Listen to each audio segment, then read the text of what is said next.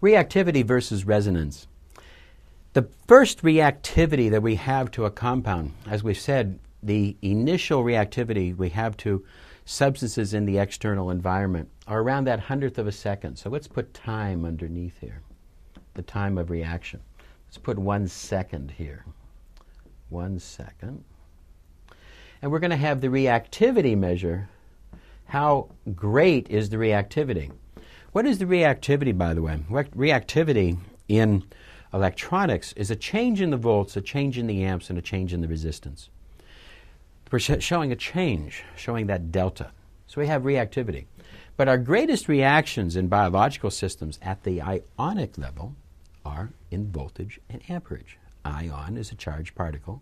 Charged particle correlates to the electrical factors of volts and amps. Changing the resistance, however, the most incredible reactions of reactivity are in the volts and amps. Now, at that 1/100th of a second or so, let's put that, we have our initial reactivity spike, which can be low or high. This reactivity spike was best documented in nature in the shark, as the shark was found to have an incredible system of an electrodiagnosis, an electroreactivity panel in his nose. And this was allowing him to find his prey at vast quantities of distance, miles, where he would not be able to see, not be able to smell, not be able to hear. But his electrical reactivity, he'd be able to find the electrical reactivity that happened when a fish started to swim differently, creating a different electropotential in the water that he was able to find. Well documented. Very large reactivity. Greatest known example of this is the shark. This reactivity spike then, sometimes the patient will have a reactivity to an item and then mellow over the course of that second. Or sometimes they'll have a reactivity and they will keep that reactivity or maybe even slightly intensify that reactivity.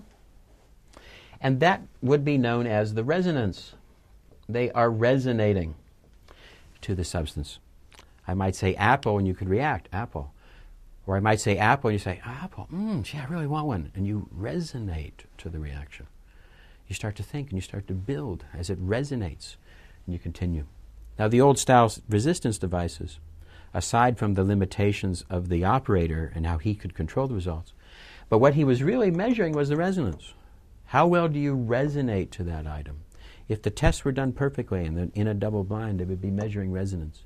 But the reactivity factors are essential to know as well, because they might be low, then high, or they might be high, then low, and we might be explaining the indicator drop phenomena.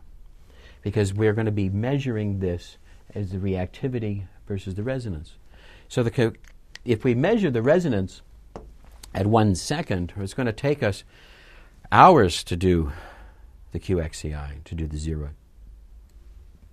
Whereas we wanted to be able to do the reactivity in just a couple of minutes, 2-3 minutes.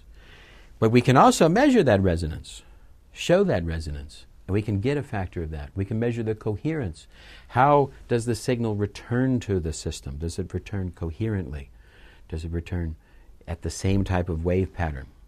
The laser effect, we call it.